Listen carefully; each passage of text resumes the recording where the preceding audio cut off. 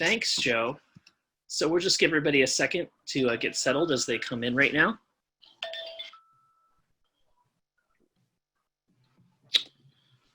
All right. Well, welcome to everybody who's made the time today to be with us for this webinar on a really important topic. We're really looking forward to what I think is a pretty amazing roster of people who are going to be presenting today from all different perspectives and really bringing a lot of wisdom from their leadership in the church and other fields to really help you with some of the key information and learning I think that's going to be useful as you think about regathering and bringing folks back together in your parish communities. So I just want to introduce this really wonderful group of folk that we've got today. By the way, I'm Joshua Castano. I'm Director of Community Engagement Services at Partners for Sacred Places. And I'm joined here by my colleague, Bob Yeager, who's the president and co-founder of Partners. Bob, do you want to say anything about yourself and your role at Partners?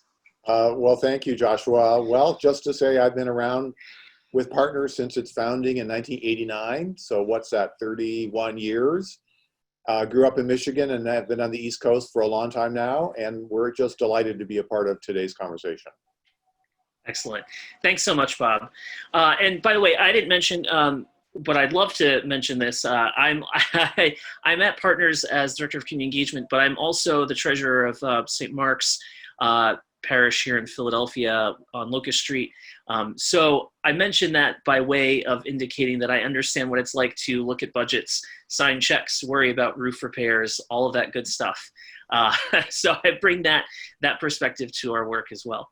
I'd love to introduce the very Reverend Kate Moorhead, who's the Dean at St. John's Cathedral in Jacksonville. Would you like to say a little bit about yourself, Kate? Hi, everybody. I'm the Dean of St. John's Cathedral in Jacksonville, and because of our government here locally, we have been opening earlier than most other areas of the country, so we're here to talk to you about the things we've done well and the things we have not done well, so you don't have to make the same mistakes. Okay, great. And you've brought along today a really important person from St. John's, Jane Hill. And Jane, do you want to add anything? I know you've got probably many hats and many roles there at the cathedral, but anything you'd like to add? I know that you're on the vestry there. Yes, good afternoon. My name is Jane Hill. I've been a member of St. John's Cathedral for longer than I will share publicly. Of all my assignments on the vestry, I think reopening the church probably never hit that list. So it's certainly been a learning and a journey, and look forward to hearing some ideas from this group today and from the audience. Thank you for having me. Excellent. Well, we're so glad that you're part of this. We also have the Reverend Dr. Chris Girata from St. Michael and All Saints and All Angels, sorry, in Dallas, Texas. Chris, what would you like to say about yourself?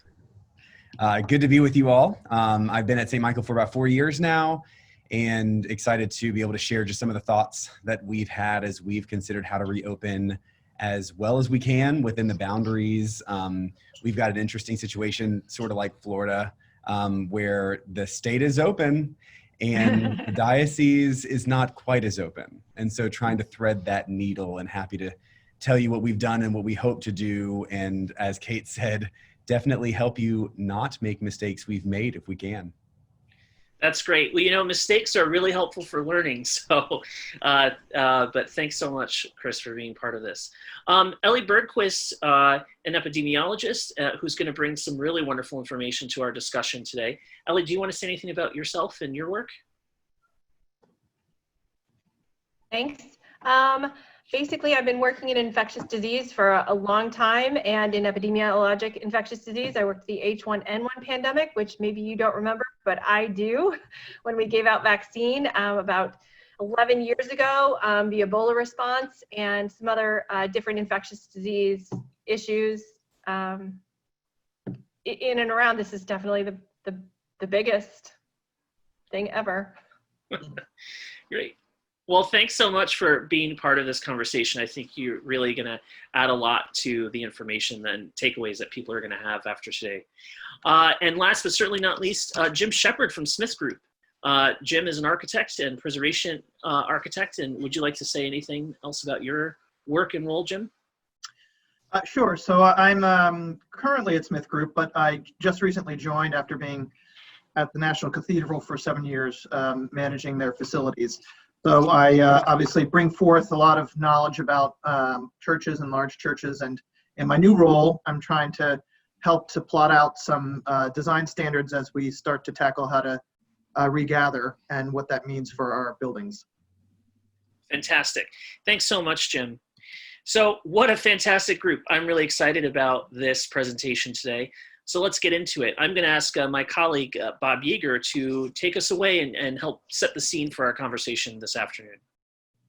Well, thank you, Joshua. And just a quick word about what we do at Partners. We're really about trying to help America understand that parishes like yours bring a lot of value to the public. You have community assets, and they're useful and important to our neighborhoods in so many ways. So we'll talk a bit more about that as we open this conversation today. But obviously, it's going to be harder and slower to open up than it was to shut down. We all had to shut down really fast, and now we're figuring out how do we open again in a responsible way. And of course, we're seeing, as you've already referenced, Jacksonville may be a bit different than Dallas, which will be different from Philadelphia. The laws and the regulations vary, and what we can do and how quickly we can do it will vary. But we're also seeing, and I'm sure you're seeing, that our communities are changing in lots of ways. There's a lot of suffering. There's also opportunities to do new things. So we see this next few months as an opportunity for us to kind of think in new ways about how we use our space and how we open our buildings, both to serve our parishes and the communities around us. And just to share a little bit about what we've learned, again, we say that sacred places are public assets, they're civic assets, they're more than just places of worship. A lot of people in our communities don't fully get that. So we talk about the research we've done with the University of Pennsylvania, which shows that your average urban church brings an economic value of $1.7 million each year to your community. And most folks don't realize that. So this is kind of one way to express the fact that our buildings and how we use them have enormous value. And by the way, this kind of data on what we've learned is on our website, so you can download this and look into some of the details. So I'm going to turn it back to Joshua in just a minute, but just a quick thought as we think about reuse or reopening and re-enlivening our sacred places. This is another piece of our research I think you'll find really interesting. We looked at a random sampling of sacred places across America, and what we learned is that about 11% of the people coming through our buildings during the year are coming for worship. A little over 10%. The other 89% typically are coming in for other things like community programs or arts events or education in schools. So I think this is a reminder for our conversation today that it's, yes, partly about reopening and regathering for worship, but it's really about so much more. And that more may be ultimately more complicated than the initial questions about worship. So I think we hopefully can address both pieces of the puzzle today. So Joshua, back to you. Thanks, Bob. So just some of what we've learned by talking to congregations and even diocesan officials across the country is that, Bob already hinted at this. This is potentially a lot more difficult, or let's say complex, because of the variables and factors and inputs than it was to close. And there's lots of different guidance there. And so part of it, a beginning strategy is to discern what kind of information you have and what you need. What sort of information or input do you need? This is a phased approach, and some of our presenters are going to talk about this. Thinking about phases or steps is going to be really important, and also steps that move forward, but also the chance, unfortunately, if there's a need to maybe step back a little bit along this journey. The other thing we really want to encourage everyone to think about, and we're going to hopefully talk about this too in today's conversation, is thinking broadly as well, remembering that the church is a hub of activity. It is a hive of lots of different uses, and things happening all throughout the week beyond Sunday morning worship. And so thinking about all the different user groups, of course, we've thought about staff, parishioners, volunteers, but also the non-members, the people from the community that use and share in making the most of the space that you have. And lastly, also just thinking, where can we turn for best practices? We're thinking about a lot of different aspects of this question. We want to ensure safety, but we also want to be able to try and figure out a way to do what's so at the heart of who we are as congregations and parishes. And so who has information on best practices, models that we might learn from, or even mistakes that we can learn so we don't make the same ones. When thinking about reopening or developing your plan or goal, remind yourself what your priorities are. And evaluate what you want to accomplish. Just because you can gather a certain number of people, do you have to? What are you really looking to do by bringing people back now? How is this relating to what you feel that you can or want to accomplish now in this sort of strange time of social distancing and not being able to be together as much for worship, for those core activities of ministry and service? And do you know what your expectations are from leaders and members and your community partners? What are they thinking about? What are their hopes? What are their desires in terms of moving forward? What have you learned from conversations with them about their expectations? So, I don't like to say that we're going back. I like to think that we're moving forward. Language, I think, is really important. Of course, as people of a book of common prayer, I think language is something that is important to us. But, we're going ahead. Some of what you encounter now, some of what you think about now may imply changes in the long term. Really thinking about how we do business years from now that might be impacted by the knowledge and learning from this time and from our experience now. There are lots of different congregations across the country. Your parishes are all very different. Some of you may have multiple buildings on a beautiful campus. Some of you may have a cramped, tight urban space or, a monster of a building in the middle of a great city. There's lots of different parish communities and lots of different parish buildings. And so there's not always a one-size-fits-all for every parish or community context. You don't have to rush. There is definitely a desire and an interest to get right back to it, but don't feel that you have to push yourself. Make sure you have the right time that you need to do a plan that responds to everyone and is in communication with all of the core constituencies. And think about the expectations you're setting. And remember that flexibility is always important and always useful, especially in a situation like this. So with that kind of overview, I really want to dive into asking Ellie, one of the things that people are thinking about now is they may be in different parts of the country. There's different information about cases are going down or going up, and what are we seeing around us, and what are our states recommending, and how can they begin to parse out some of that information and data and think about making decisions that are right for them and keep their people safe? Thank you, Joshua. I think that number one, obviously your local jurisdiction, your local health department will be an excellent source of information about cases not even in your state, but in your county and your city. So that's one thing to think about.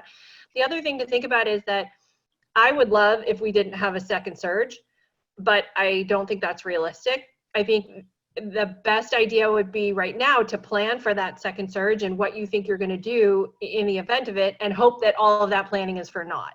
That would be terrific. But in the case of that second surge, there are so many different things that you all can message and do. The first of which being that public health and spiritual health and economic health are one health. That they're all completely incorporated, and they don't have to be seen as separate things. I think everybody wants the US to open and stay open. And the only way we do that is by protecting the hospitals, protecting the vulnerable, and creating that buffer. So without a vaccine, it's on us. We have to do it personally. So in terms of the churches, coming up with a plan about how you're going to, how you reopen thoughtfully, and a lot of people on this call are already doing this in Florida and Texas. And like you said, when the jurisdiction wants to go faster than maybe you or your parishioners feel comfortable with, that creates a push-pull. And understanding how to navigate that push-pull, whether it's getting painter's tape and putting a little cross where everybody should sit on the pews, or I'm really thinking outside the box. I don't even know if it's possible to have, if it's not too hot, to have services outside the actual building, in-person services. I mean, there's so many different things we can do. And in the case of a surge, I would just respectfully request of all the individuals on this call to work with your public health authorities, because if you have an event in your church, people will then be, if you have one index case, everybody there at that service will then need to be contact traced. And so the more that you message that it's one health and we all do this together, and the better we contain it, the faster we move on from it, and the easier we are able to gather again and do all the things that we want to do. That's just helpful. Working with your local public health authorities about the safest practices, it helps you be open and stay open longer.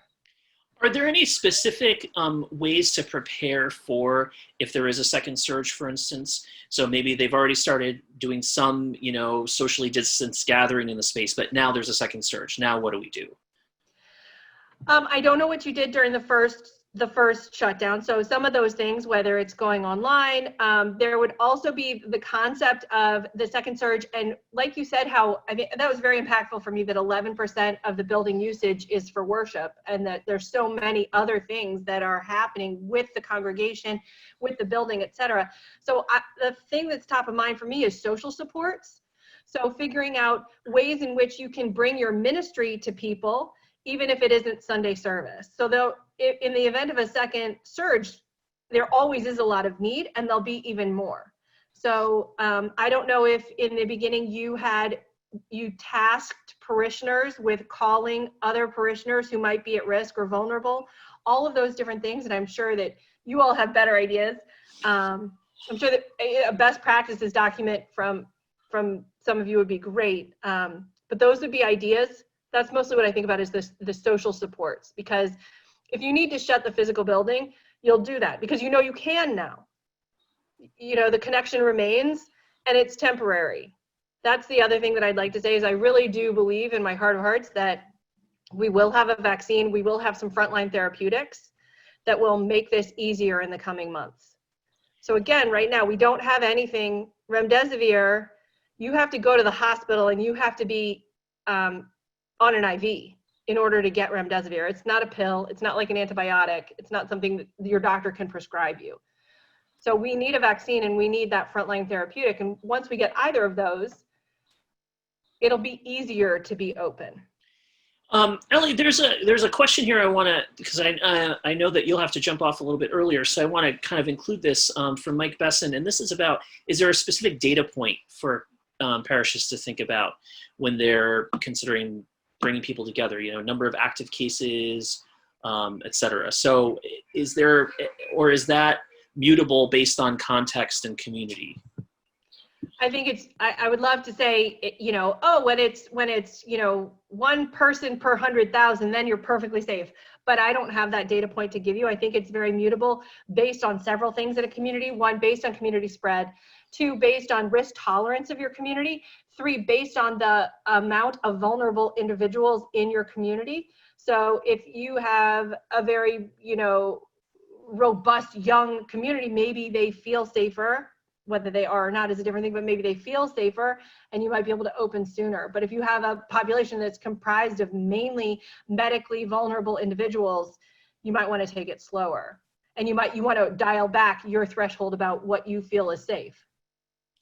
Do you think that there are, well, I would love to hear actually your thoughts about things like contact tracing and having information on individuals that do gather and how important that might be. I'm wondering if parishes are thinking a lot about that, for instance. I don't know. I mean, it was something I was thinking about, whether or not parishes, I've heard that some restaurants are, you have to make a reservation in order to eat there. And the idea of making a reservation to go to church feels extreme. But if you're only allowed to have a certain number of people in the building at a time, it's probably beneficial for you and for them to know which people they are. So I don't know if that's making a reservation ahead of time and then Zooming the services for everyone else, or if it's, for example, having some sort of check-in of people that did attend. All of those things would make your communities much safer in the event of an outbreak, one case coming in, because I think a contact is considered an individual who was within, I think, 6 feet of a case for 15 minutes.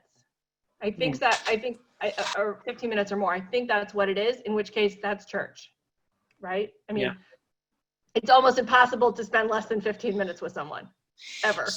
So another question, and this is about the use of masks and requiring masks. You know, there's been, early on, there was some information that aside from like N95 masks may be limited in their ability to help, but more recently, there's information that's being generated by public health that ensuring that masks are being used in a widespread way actually help significantly. But there's also a lot of blowback culturally around using masks. So what do you have to say about masks, particularly as one of the things that we're doing to be helpful here? I think masks indubitably help. I think the science, I think the science behind it, I think there's really just very little doubt that masks help with this, especially when both people are masked, right? So you've got two things. You've got intake of air and then expulsion of air. And so when you can put up two different barriers there, I can't remember if it's like 60 or 85% transmission goes down. So I think that helps tremendously. I would love to see masks be required. The thing about masks, and I don't like masks, they're very hot. It's really hard to wear them. So number one is that an emotional component, right? Like nobody wants to be uncomfortable. That's an emotional component and a physical component. But third, in terms of the medical component, what happens when something's really hot is you go up to mess with it. And so that's when the mask would be less effective, is when you haven't washed your hands and you're messing with it or you're taking it off, etc. So I think masks are definitely a fantastic idea. It's hard to, I don't know about the legality of requiring a mask. You can heavily request it. I'm not a lawyer, so I can't speak to that, but I would love for it to be required. And one of the things that you mentioned was, this use of the building by other groups beyond worship. Worship may end up being one of the most controlled, potentially safe activities if people are all following the right rules. But what about other uses of the building, and how to account for that, or maybe think about ways to ensure that there's best practice and safety measures there to prevent infection? I think there's two different things. I think there's the cleaning aspect of things. So the fomite transmission, that's the transmission on surfaces or different things, the back of the church pew or the doors or, et cetera. And then there's the person-to-person transmission. So you have to think about two different pathways for infection. I think the person-to-person transmission is much more significant. So I think people really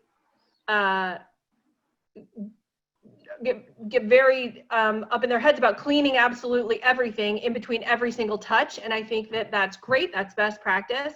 But I think it's mostly being concerned with that person-to-person interface is where, especially if people are wearing masks, the transmission goes down a lot. So that's really where we, maybe more intense focus needs to be around that person-to-person. That's great. I think so. Yeah. Well, while we have just maybe a couple minutes before you have to go, did one of our other panelists for today want to ask you a quick question before you have to take off? Especially Chris or Kate. We're not taking reservations for our SD worship, social distance worship, but one of the comments on the chat mentioned taking a picture of the congregation with an iPhone, which I think is glorious. It's less weighty, less serious, but you could easily then track who is present if in fact there is a case. So I think that's a wonderful idea. Yeah. I'll just throw out the idea of contact tracing is really important.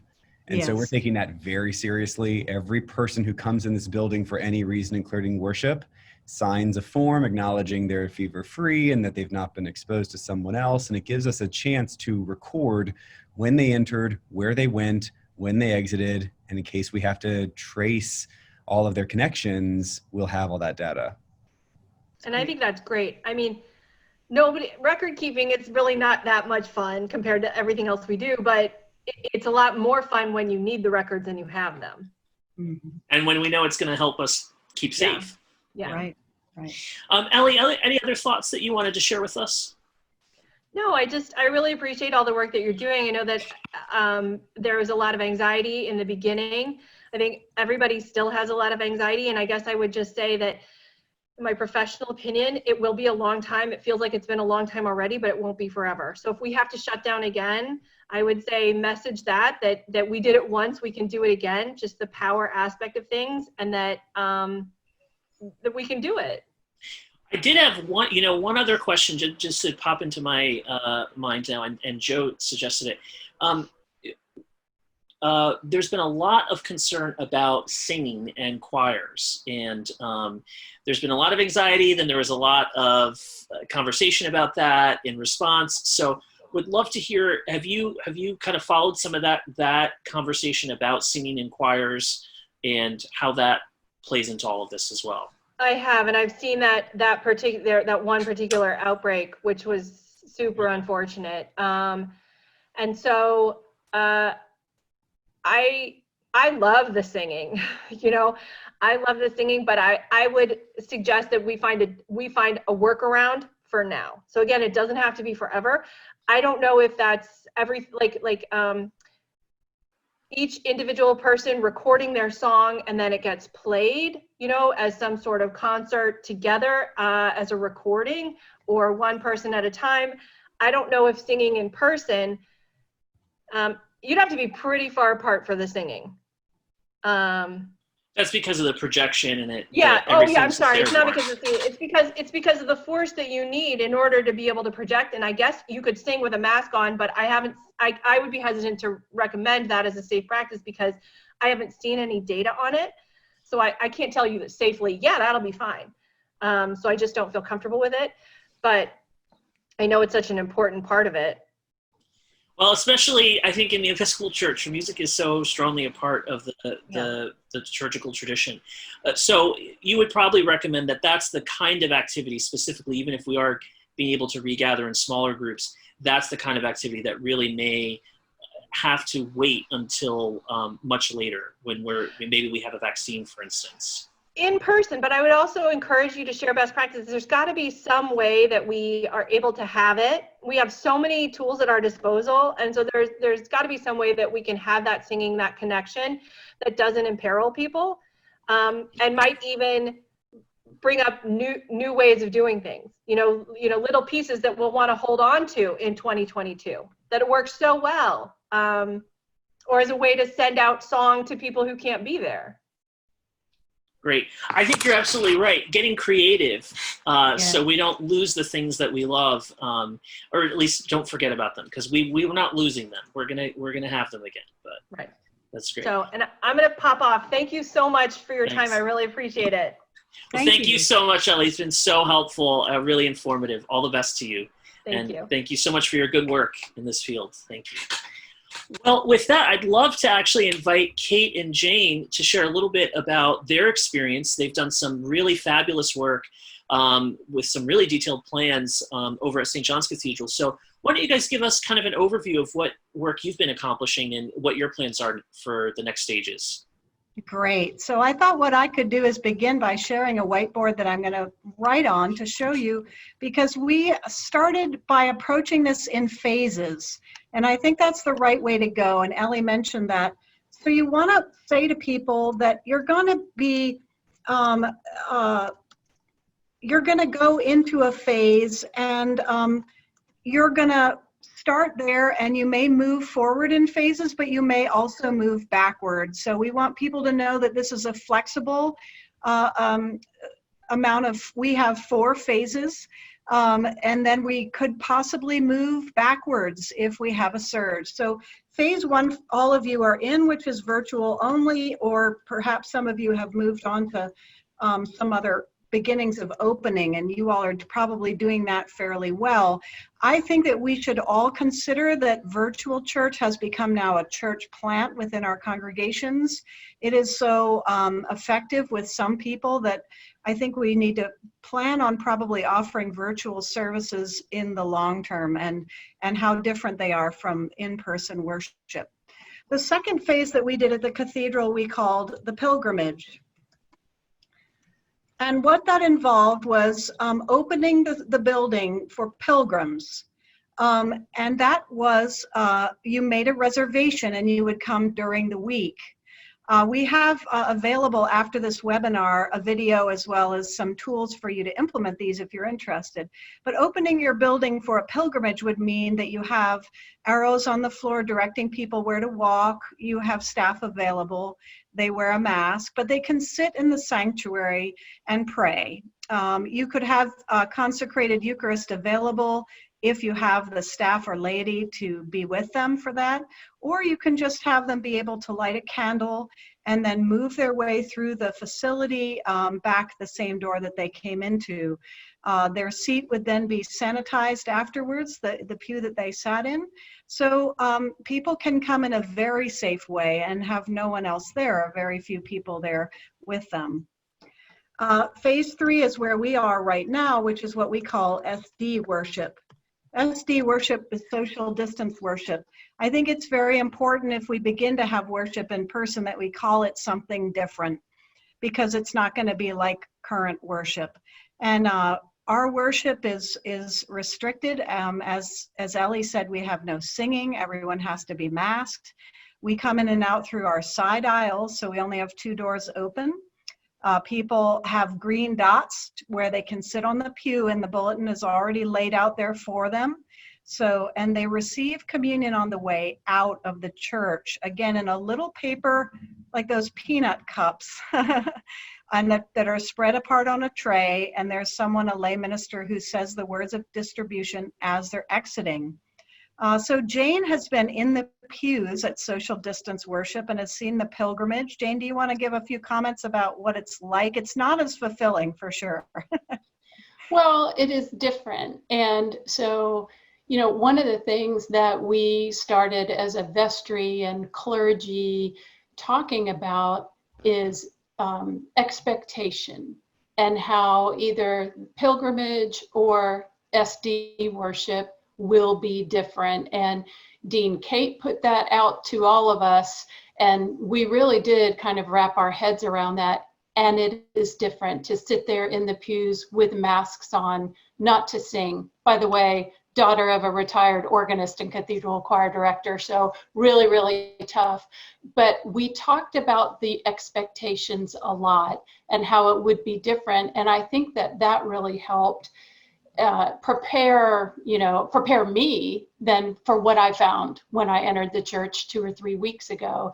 Kate, I'll also add that you published a video, a very short video, posted it on our church website that shared then more broadly with everybody what they could expect. And I think that went a long way to distinguish SD worship from worship as we know it.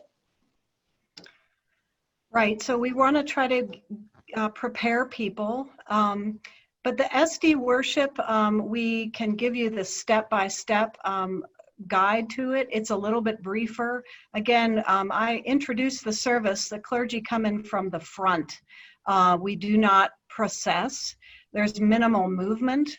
All clergy wear masks except if they're directly addressing the congregation. I have the people welcomed, and then they're seated to hear a big organ piece because we can't sing. So in lieu of an opening hymn, we hear a big organ piece. We do have a musical offering. We have tried having what we call the COVID quartet, which is way spread apart, and they do sing. But we've mostly had instrumentalists playing for the most part. And people, again, we do consecrate the Eucharist, but after after the post-communion prayer, they receive it on the way out of the church. And one thing that we did at the beginning, and I think we're going to change, is we didn't have the clergy go outside and greet people outside, but we're going to start that on Sunday because people missed being able to see their clergy. Even though we won't be anywhere near them, at least we can say, "Hi, Mrs. McGillicuddy, I'm so glad to see you," or half your face from the back. So, you know, Kate, I would add a few things too. Boy, I wish we had had this webinar 2 months ago. I know. It would have helped our vestry. The very first slide, actually, Joshua, you got me with the first slide. It was very helpful. And when I reflect back on the last 2 months of our planning and praying and preparing, we certainly haven't gotten it all right. In fact, I've just heard a few ideas in the last 45 minutes that hopefully we'll be able to utilize. But I think about 3 things. I think about preparation, participation, and expectation. And we already covered the expectation part, but the preparation, Dean Kate just did it like she did it with the vestry 2 months ago. We did a whiteboard, we saw her vision, we all were then a part of it.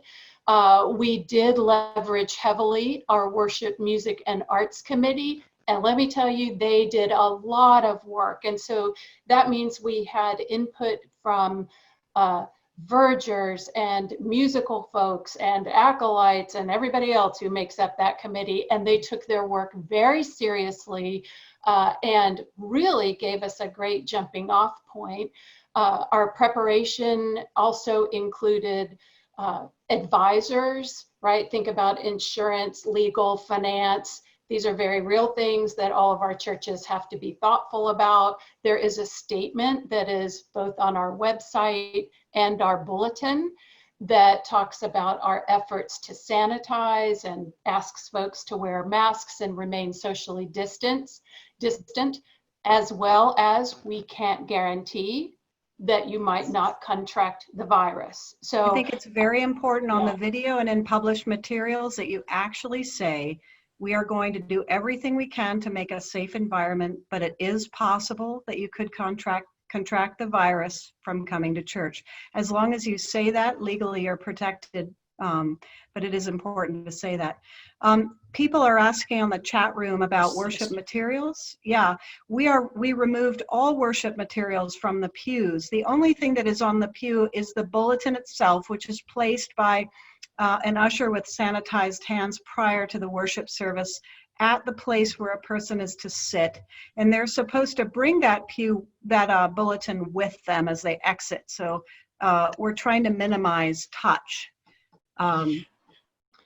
Kate, I would add that we have stressed from the beginning that we have a menu of options. Yes. So while we are emphasizing today, the whole topic is SD worship, we have really emphasized our virtual live stream service.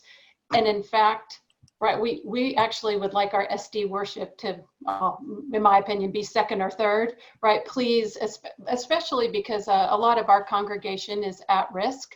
And so, we start many of our conversations with the need to be safe, the need to stay healthy, sanitizing the area, wearing masks. Exactly. It's really because of our congregation. And you have to reassure your elderly people in particular that for right now, virtual worship is full worship. God understands. We do what we call an agape feast. So we do celebrate the Eucharist and the virtual worship, and we ask them to participate with us with a piece of bread by their computer. But we tell them it's not Eucharist. We call it an agape feast, a love feast.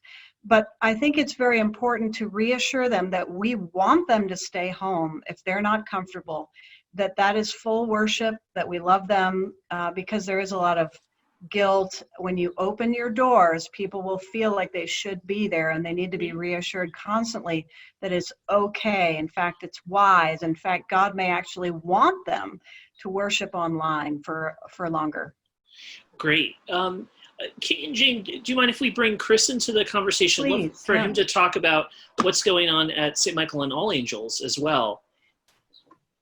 Thanks, Joshua. There are a few things that have been, mentioned here that I think we're also doing. We're definitely staying socially distanced. Right now, the only thing that we're offering people in person is communion distribution in the afternoon. And that's one of those things that I wanted to kind of touch on because I think that's relatively unusual and want to offer that as an idea for congregations who may not feel comfortable or quite ready to open to the full worship on Sunday mornings.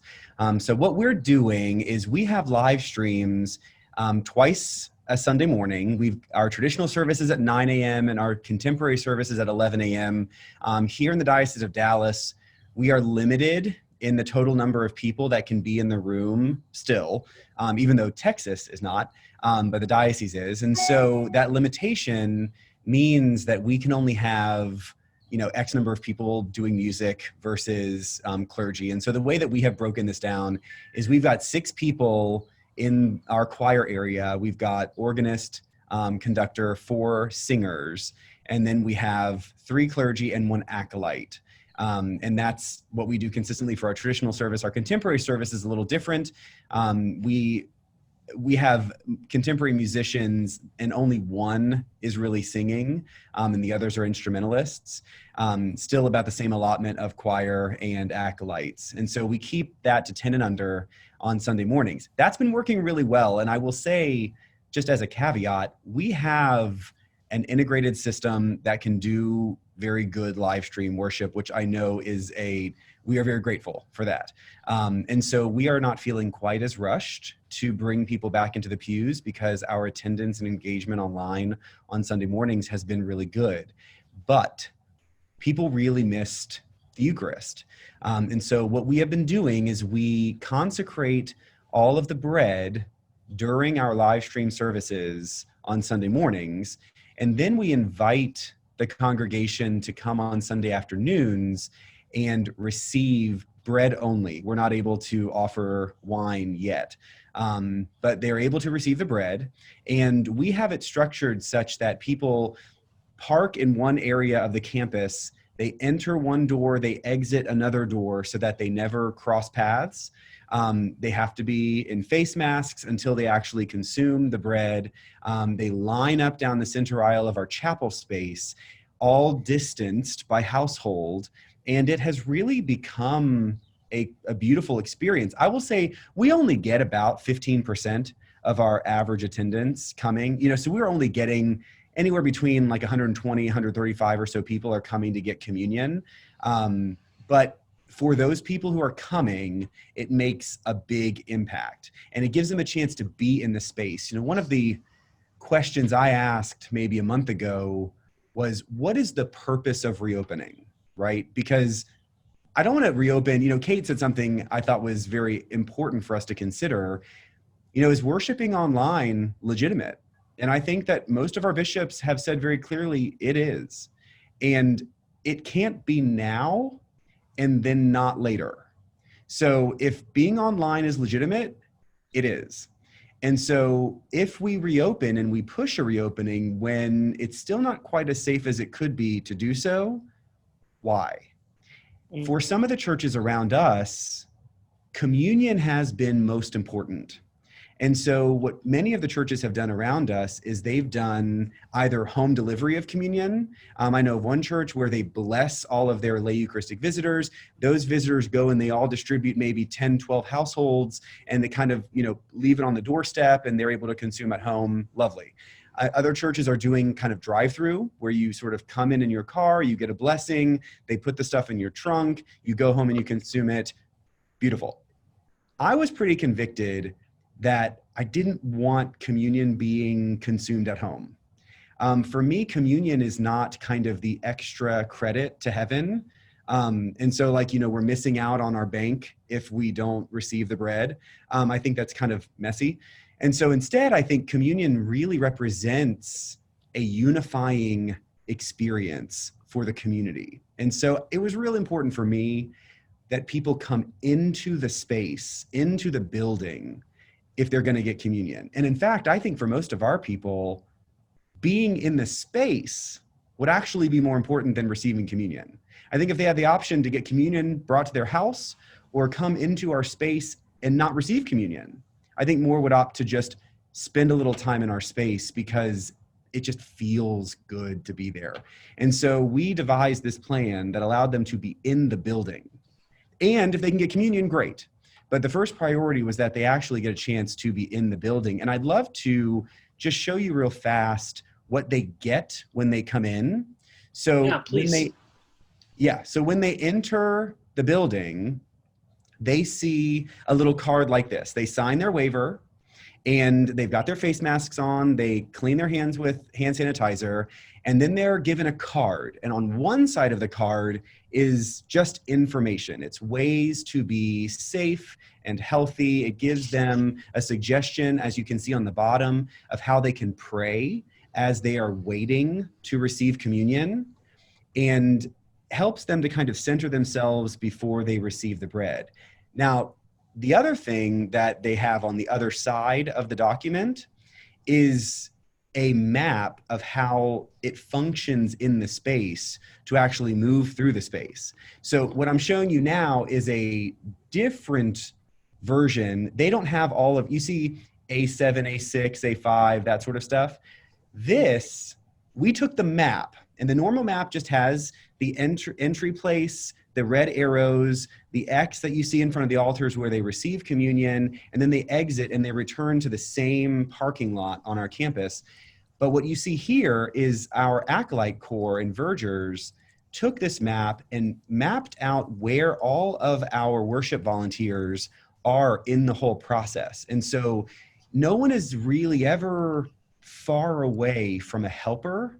No one's really ever far away from someone who can both help and also keep them in bounds, because we've got stanchions set up in the hallways. People can't just wander around. They need to follow this path. And all along the path, there are little arrows on the floor and lines that we've put on the floor that keep people distanced so that they can remain safe. And so those documents are available. We'll put the PDFs on our website. You'll be able to see, if you go to stmichael.org/communion, that's our website where people sign up every week. What we decided is that we do 15-minute blocks. And so when someone wants to receive communion, they go in, they sign up for a 15-minute block. If they come during that 15-minute block or not, whatever. We just wanted some way to measure it off. And the concept for me at the very beginning was people will have to wait in line a little bit.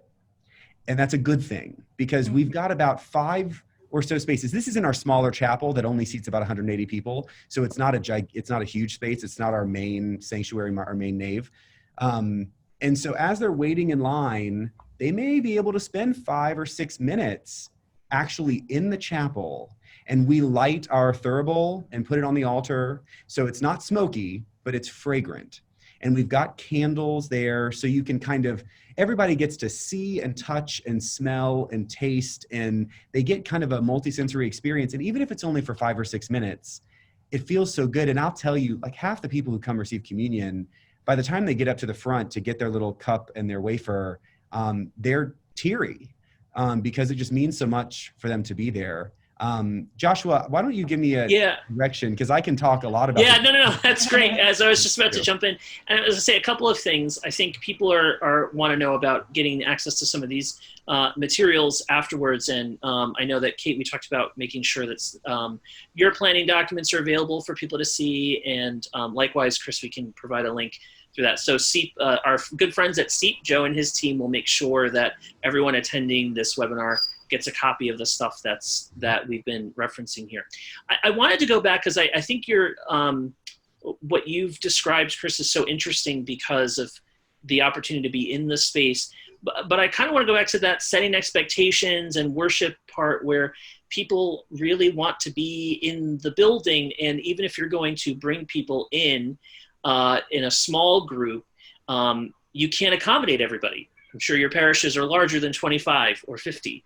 So at least yours are, both of yours are. There are going to be a lot of smaller parishes where this may be less of a pressure, but still you can't necessarily have everybody there. So how are you managing expectations around that? And how are you managing the actual system of how people get to be there? And are you discouraging maybe vulnerable people from attending? And, is that an issue that you have to deal with, that maybe even actually a pastoral issue too? Yeah. I think for us, church has to be open. So if you're going to open it, we decided we would not say no at-risk people, no elderly people. We can't do that. Christ wants everyone. So if we open, we open. We do ask them to be wise about their health. And we did have a vestry member who has a PhD in nursing, wrote an article to the congregation explaining why he would not be going to church in person, but would do worshiping virtually, and encouraged others to do that. But I think it's really important, though, that we open our doors to everyone. And the attendance facts are pretty clear so far. We were worried we'd have huge crowds. We did not. Our average attendance is 450 to 500. We've had 30 people at a worship service on average. So it's tiny so far. So I don't think anyone who reopens needs to worry about huge crowds at this time. I think it's pretty safe to think that we're going to have a fraction of our normal congregation present. Yeah. So just Joshua, I'll jump in and say, I agree with Kate. We in essence opened up this afternoon communion distribution as kind of a test to see just about how many people would show up. And what we've heard from the great majority of our congregation is that they're fine. They're really okay. They don't really want to do the whole big exposure. I think there's a huge amount of grace that this is happening in June and July. So we can almost kind of softly open in a sense. And get our processes correct. I've seen in the chat lots of questions around cleaning processes. I mean, all that stuff's got to be so tight. And what we can do is, I mean, I'm sure Kate has this too. We have liability waivers that we've already prepared that when people come in, we can show you what we're asking people to sign, because this can be, I mean, I hate to be lawyerly, but we need to be wise, right? We can be graceful and we can be wise. And I think that stuff is important. When we start to welcome people back to our worship services, we've got a different scheme with a different parking lot just because of the way the hallways work. One entry, one exit that are different so people aren't crossing each other. Right. Check-in station where they can do all that stuff. But we are also going to use Eventbrite so that people go on and they register in order to have a real ticket. I mean, they're going to have it. It's going to be digital, probably on their phone, although they could print it if they want to. But they're going to be ticketed in order to come in to the church. Now, it's free and anyone can do it. So that's how we feel like it's okay. I don't love a ticket. I mean, honestly, I hate a ticket. I mean, everyone on this call is going to hate a ticket. Sure you do. But it's necessary for us to remain faithful to our maximums, right? We can only have so many people in the room and it's for all of our health. And if everyone knows when it goes live and that all you have to do is go reserve, then everything will work. And we're going to do that for a while. And we're not going to begin that, we don't think, until August, although we're staying open to later because like in places like Texas and Florida, cases are just spiking, like higher than they have ever been. Yeah. Well, it seems like your work has relied a lot on understanding, in both cases, understanding your building, what your building allows you to do and how, what assets it offers for this. Chris, I know you may have to leave us in just a few minutes, but I do want to make sure to say, first of all, thanks for being a part of this. Really wonderful to have you as part of a really rich conversation here and some really incredible insight. But I also want to make sure to, thinking about buildings, transition to include Jim Shepard and have him jump in here with some of the guidance that he has. And I know that he's got some really particularly fascinating documents that might be really useful for people thinking about how to get a building ready and how to turn a building on after it's been sort of closed. So, and thanks, Chris. If you wanted to add anything else before you had to go, please feel free to share a final thought with us before you have to jump off. The only thing I would say is that we're happy to give all of our documents over to either Joe or just available on our website so people can take what they want and leave what they don't. I will also say, Kate mentioned this earlier, I did a video walkthrough of the whole communion process because it sounds scary and weird. And that helped a lot of people to just walk through, visual learners need that kind of thing. And so if there's any way you can do that and make it super personal, letters are. I think Kate and Jane, you guys also did a video too, right? Right. Yeah. That's very helpful. And I mean, grab your iPhone. You'll see, if you go to our website, you'll see mine, and it's just my iPhone. And I walked backwards through the whole maze of how to do it. It's great. It was very helpful. So a lot of sort of hand holding and walking people through the process because it's so different and unique. Sorry, Joshua, one other quick thing. Yeah. We are using our lay Eucharistic visitors to take communion to anyone who requests it because they are of a vulnerable population. And so just as a quick note, I saw something in the chat a while back around people who feel unsafe or feel vulnerable or anything like that. So even though the majority of our communion is happening on our campus, 20% of what we distribute now each week is actually being taken by a lay Eucharistic visitor. That's it. Great. It was a pleasure to be here. Thank you. Yeah, thank you so much, Chris. Really appreciate it. Thanks, Chris. So Jim, and by the way, for everybody that's typing chat questions, some of those you see that we're addressing, especially if someone's got to jump off, but we're going to get to most of these in the end of when we kind of got through our presenters and have more kind of an open Q&A session. So hold on for those if we haven't addressed your question yet.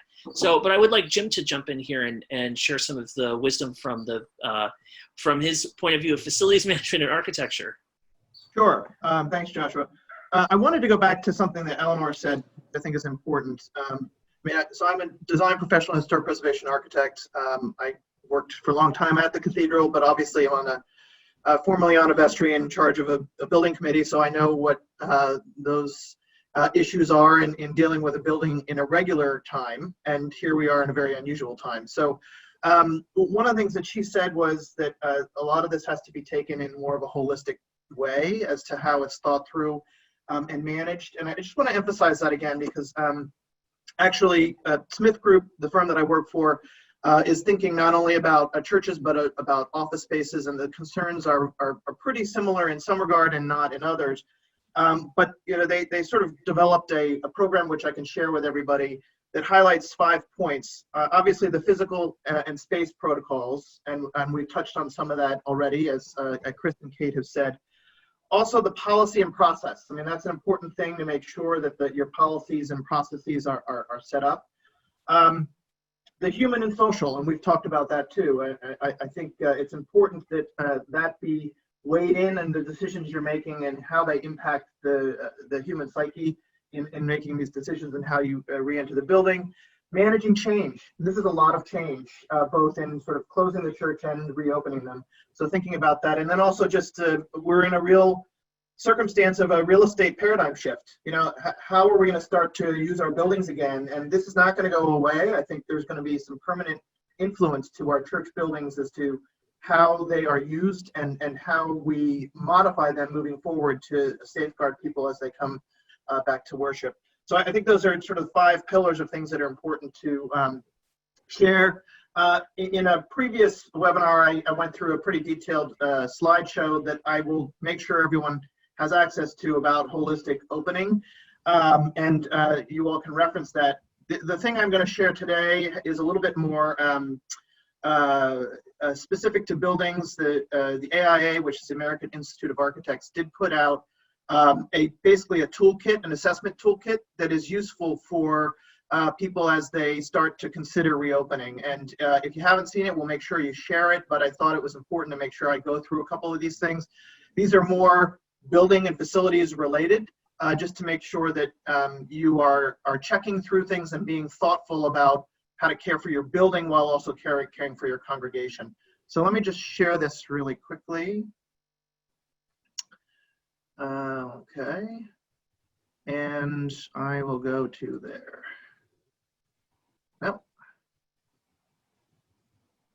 Nope, I'm not getting my screen here. Oh, there we go, hold on.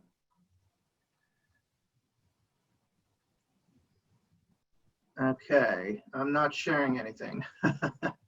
No, we can see your, we saw your slideshow. It just wasn't full screen yet. Oh, it was? Okay, so Yeah, we I'm saw not, your slideshow. I'm not seeing it myself. Do Oh. you see it now? No, it's not. You stopped the share. If you go back to the share, we'll be Okay. able to see it. All right, hold on. All right, I'm having some issues with the PowerPoint, so I'll just go ahead and share what the document does say. It's a very good document that has a checklist. I think some of this Chris touched on, and just thinking about the site arrival and exit and your flow pattern at your church as you set up considering reopening. I just went back to my office space today for the first time in 3 months, and they've already put decals down on the floor showing directional pathways. So if you haven't gotten to that point where you've reopened, there are tools out there that are available that help you with that. And also making sure that there's signage in place that's very clear as people arrive, so the expectation is set that as you enter, that it is encouraged and in many cases mandated to have the protection, the PPE as they call it. I think a couple of things that are worth thinking about, obviously, are fixtures and furnishings. Oh, there we go. Yeah, I'm doing it for you. There you go. Okay, thank you. Yeah, so we have the first slide is just the key elements of thinking about your resources and your plan for reopening. And one of the things that goes back to what Eleanor said, there is a plan for reopening, but I think that your organized group internally needs to also think about what the plan is if there is an outbreak again. And that is a very important component about how you respond to that and how you trace and follow up. And I think that was touched on a little earlier. Can you go to the next slide? Yep. So I talked about site arrival and departure, clear directional signage. The fixtures and furnishings here. So, making sure that you have clear barriers and then Chris mentioned they had stanchions up. So making sure that you're directing people, increasing your spacing and furniture. In some cases, and Kate, maybe this is applicable to you, you have flexible seats so you can actually set them apart. But if you've got fixed pews, that's obviously a different scenario where you do have to be thoughtful about demarking the clear distancing, and it does take some time to plan that out and make sure that that's mapped out. As we move forward with all this, we do have to think about how people enter and exit our buildings, our churches, and what they touch on the way in and the way out. So short term, there are obviously ways to solve that. Longer term, it's thinking about, are there ways to open the door that are mechanic, that mean you don't have to actually touch a doorknob as you come in or leave. And just thinking through the hierarchy of the public exposure within your building. One thing too is a lot of us are coming back to churches that have been closed for a long time. You may have used a part of your building, but some of the facilities like the bathrooms and the water, you want to make sure that you have tested all those and flushed those out so that you don't have issues with them being basically sitting still for so long. Also, just thinking about how we retool our bathrooms and how we make sure that they are safe. That's a real challenge, obviously, if you host a group of people of 50 or less, and it is for a certain duration, that you need to provide some sort of safe bathroom environment. What does that mean? Can we go with touchless faucets and touchless soap dispensers? Next slide. This is what I was mentioning, and this is just today. I took these on my way in and out of my office, but these directional dots on the floor, I think Chris was mentioning that they've got something similar, but also just marking, you're going to have to rethink where you enter and exit your building and make it very clear from a signage standpoint about where people are coming in, where they are exiting, and making sure you're maintaining flow. Next slide.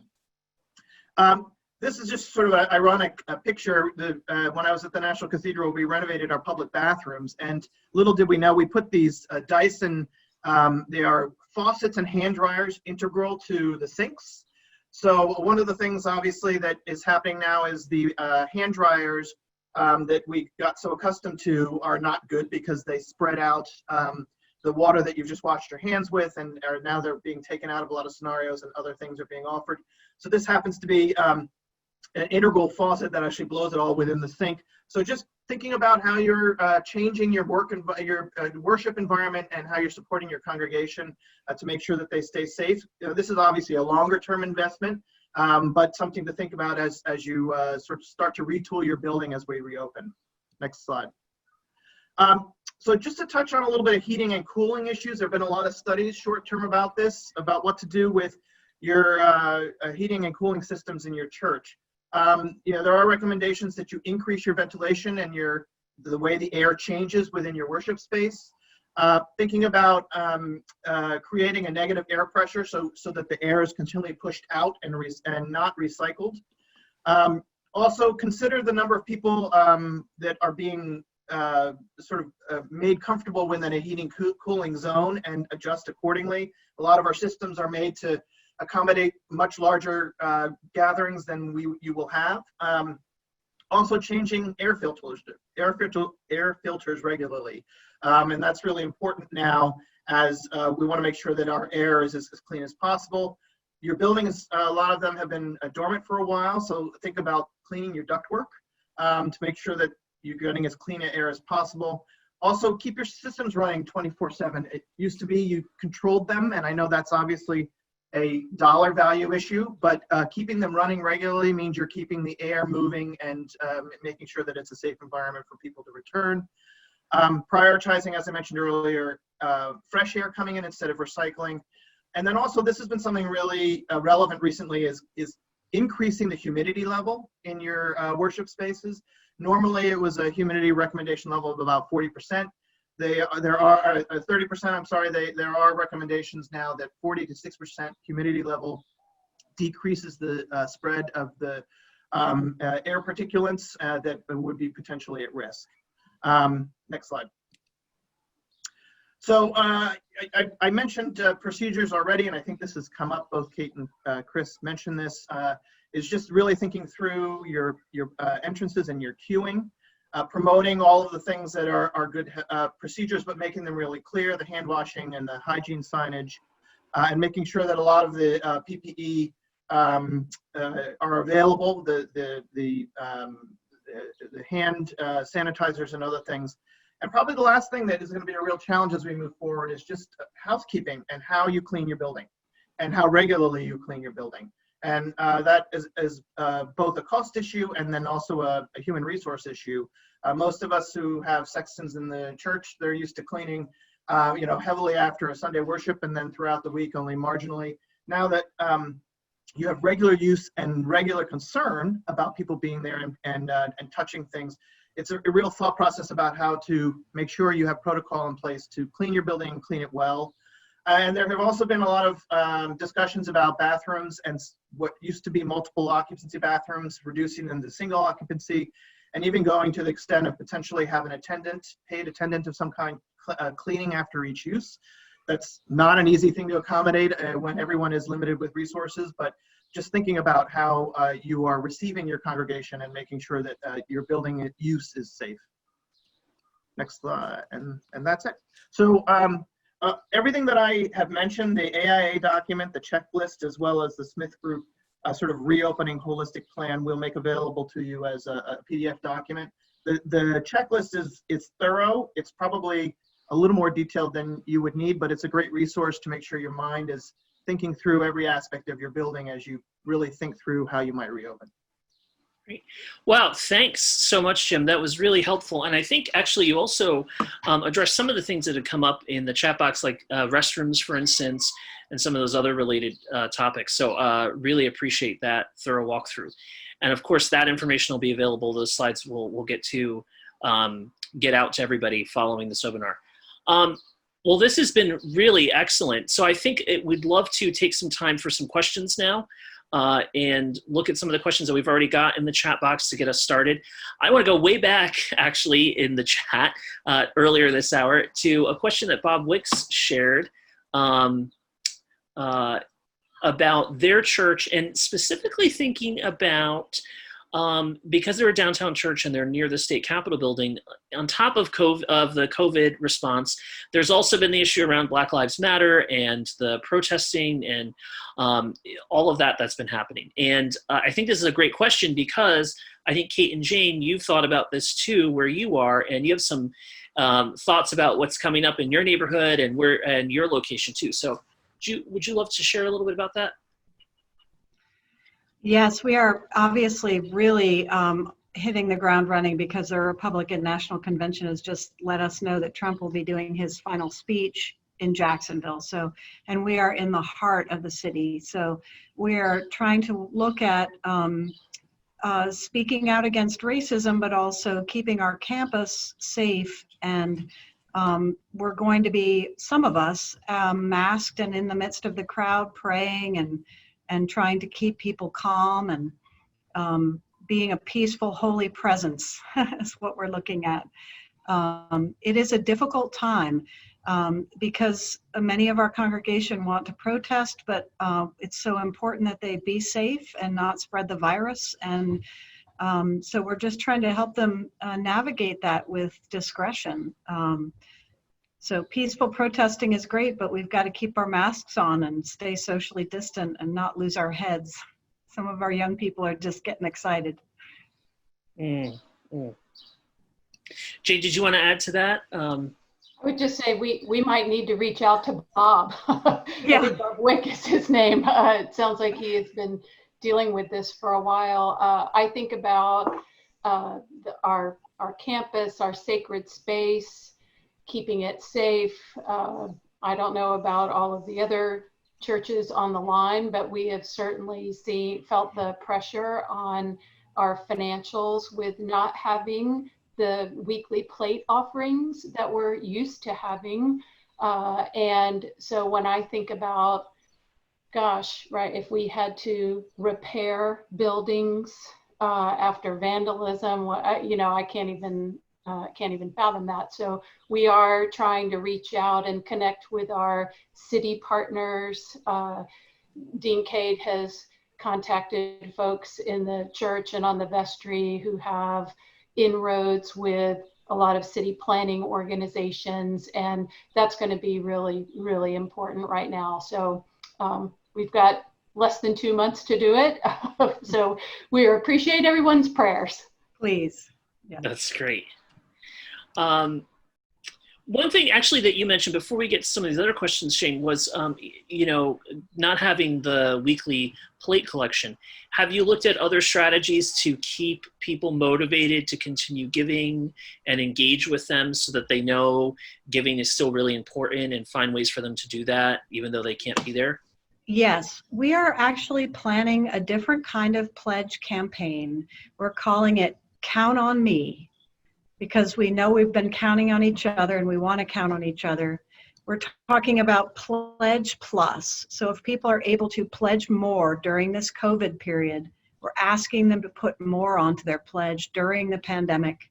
We're probably going to be launching it early, running it from, say, August through all of 2021. So it would be a 17, 18-month pledge, really geared towards the pandemic. We do have a good online giving system, but I encourage all parishes, even small parishes now, you can look at ways to do that are very cost effective so that your congregation can give virtually. Of course, people mail in as well. But I think also it's very important, sometime in July, we're going to do a 6-month, how are we doing, very transparent, brief narrative, financial narrative, saying, here's where we are. We're going to have to cut these expenses and please give. But I think the first order of business is to let people know very specifically and transparently where you are financially, and then begin to move from that into a different kind of a pledge drive. But I love the theme, Count on Me. Nathan, the dean in Portland, was the one who came up with that. I think that's really good for us right now. That's great. And you're reminding people during your live stream services that they can follow a link and give. We're always announcing, click on the website to give. Right. Always remind people ways to give. Yes. There's an interesting question here from Robin Thames. I hope I pronounced your name correctly. And this is a good question. This is about a small church that uses forced heat without any opening windows, located, it seems like potentially in sort of a small rural area. you know, they've got a small maintenance budget and very, you know, limited resources for capital improvements and modifications. Jim, maybe you could start us off, and if Kate and Jane want to jump on, but Jim, what would you say about their situation in terms of especially managing this question around air movement? So one thing I had forgotten to mention is what is available are the portable room air cleaners. So that's actually a pretty easy solution to their scenario if they don't have a air conditioning system or open windows that can move the air. There are relatively inexpensive movable air cleaners that are meant for certain sizable rooms, and you can get one or two of them, and it will move and filter the air. So that's a really great suggestion for them in that scenario. If the weather and temperatures are comfortable, should they think about, I don't know if the windows can, you know, they could maybe spend, it wouldn't be expensive to get those windows to open again, maybe to have, you know, just fresh air circulation during the more temperate months. Right. That's actually another alternative, and ironically, that's one of the things that's listed in the AIA checklist is if you can open your windows, because it's obviously a relatively inexpensive and easy way to make sure you're getting airflow through your space. Okay, great. And Kate, someone was asking just to remind us about the difference between the pilgrimage versus the SD worship. Pilgrimage was not entirely closed. People were there, but it was a little bit different from the SD worship, right? Yes, the pilgrimage, of course, is an ancient Christian tradition that we would go through a perilous journey sometimes to visit a holy place. And so that was our second phase was, are you wanting to take the risk to come downtown and enter the building? So it had a lot of resonance. People have loved it. All it is a journey through the sacred space. And they can light a candle. When Chris showed you the map, we have a very similar, we just took blue tape from Home Depot or Lowe's and put it on the floor to lead people through a path, almost like a labyrinth, where they can walk through the gardens and into the sanctuary, pray as long as they want to. We do have a card with some suggested prayers, and then they can find their way out. They can light a candle if they would prefer. So it's just a way for people to enter the sanctuary very safely and spread apart. They do have to sign in so we know who has come. But that's during the week. That would be, ours is open Tuesday through Friday from about 10 to 1. So it's just a way for people to come into the sacred space. How have you, there's another question here about children's ministry and nursery, for instance. Yes. So how have you guys thought about that? And I would love to hear what you have to say. And then Jim, maybe to, you know, how that affects space, because those spaces are often really important to those ministries. So, but Kate and Jane, if you could start off with thoughts about that particular question. Yeah, we don't have a nursery yet, and I don't anticipate that we can have one in SD worship. As you know, toddlers don't do social distance, and we can't keep them safe. We let parents discern if they want to bring children, and we did have our first 4 children in worship on Sunday. Jane, were you there for that service? I was. Yeah, I was. And they abided by our social distance worship guidelines. And so, you know, I was appreciative of that.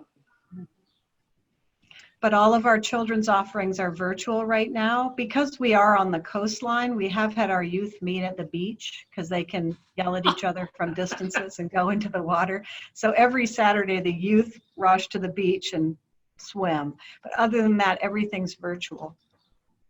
That's great. Jim, would you?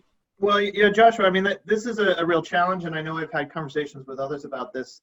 I mean, I was talking about just regular bathrooms and having them regularly cleaned for adult use. Imagine, you know, the daycare scenario where everything for a certain age goes right in their mouth. So Right. to try and monitor that and keep that as a safe environment is not only a risk to the children, but it's also, you know, a liability risk of watching someone else's children and making sure that the environment is clean. It's almost next to impossible to keep an environment like that clean and clean enough so that there's not, if there should be some sort of transmission, that that it's kept from the kids. So I think right now there's not an ideal scenario for that, except for families who want to have their children engage in worship, to bring them to worship and monitor them on their own. Because I'm not sure we're at a place yet where, and typically those environments, in order to make them worthwhile, you have multiple children in an environment with only a few adults. So to manage that between children's in an environment is really, it's difficult, it's challenging, and it's unfortunate, because obviously so much of a worship community is having that amenity available for people as they come to worship on a given day. Yeah.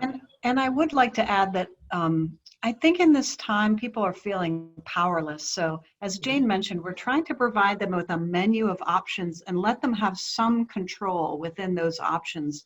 In the same way with children, I think it's important to put it on the parents and say to the parents, can your child abide by these guidelines? We leave it up to you. We're not going to say no children are allowed, or we're going to trust you to know what's right for your family. You know, some children are disturbed by people in masks. So you have to trust your congregation, but give them all the information and let them choose.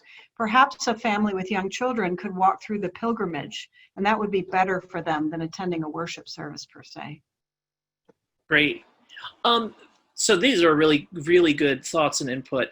There's a great question here from Reverend Wendy Huber, and this is about her church, which is in a resort community. So they get a lot of people who are traveling there, so they may not be parishioners. They're not familiar with all the protocol that's being developed, and they're not, connected into all the online communications.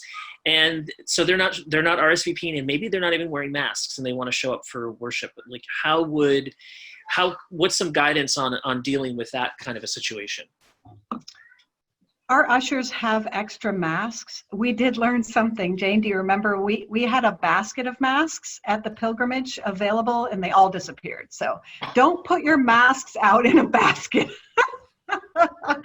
But have the ushers know where they are close by, so that if someone comes without a mask, we offer them the mask. Now, if they refuse to put it on, we tell them that they can't come in, because we have to do that to be safe. So your ushers have to be prepared to be more like bouncers in that capacity. So that's a little hard. They have to be fortified. Well, I think that emphasizes the point I brought up earlier about participation, right? Participation in these plans, in these phases. And when the ushers have a voice, then they'll, I think that they are engaged then with the execution of the plan. And so there is some additional responsibility there. But I think because we keep going back to, for the health of all of our congregation, for the safety of everyone as we worship together, I think everybody's really rallied around those talking points. And we even have some mentally ill homeless folk that are regulars, and they've even, when they're given a mask, they'll keep it on. And that's really wonderful. That's great. Yeah. Well, one thing that, and maybe this might be one of the last topics we address before we kind of conclude our time together, but one thing that I know Bob and I are curious about is this topic of other people who use the building, or maybe your community serving ministries. You may have had a community meal or other kinds of food distribution or other kinds of serving programs that have been suspended in abeyance for a little while now. So how is that fitting into the picture? And then I would love, Jim, to talk about buildings and monitoring that too. It may be easy to monitor worship, for instance, and ensure how everybody's behaving and interacting. But, where do the other kinds of programs and space use fit into the larger picture? It's a very good question. We ran a restaurant out of the cathedral for over a decade, where homeless or formerly incarcerated folks would be chefs and waiters and run a buffet restaurant every Friday. That has been shut down, and we don't have plans to open it at this point. The amount of research and work that it would take to safely offer food is not something we feel that we have the capacity to tackle yet. I hope that we will, but we felt like worship was our primary focus at first. We do ask all of our meetings if they can abide by the same rules as worship, social distancing and masks, that they're welcome to use the facility. but we try to have a host for each meeting now who's responsible for seeing that people follow those guidelines. It's really interesting. The mask is a new temptation study. I mean, people, if you ask them, they would never want to spread the virus to another person, but yet they're tempted. They say, oh no, my glasses fog up, so I'm going to take off my mask. Or I see someone else who doesn't have a mask on, so I'm going to take off my mask. So it's a real battle with temptation to keep that thing on. And we need to keep reminding people that their discomfort is less important than the spread of the virus. Have you thought about liability implications if they're using the building but they're not parishioners?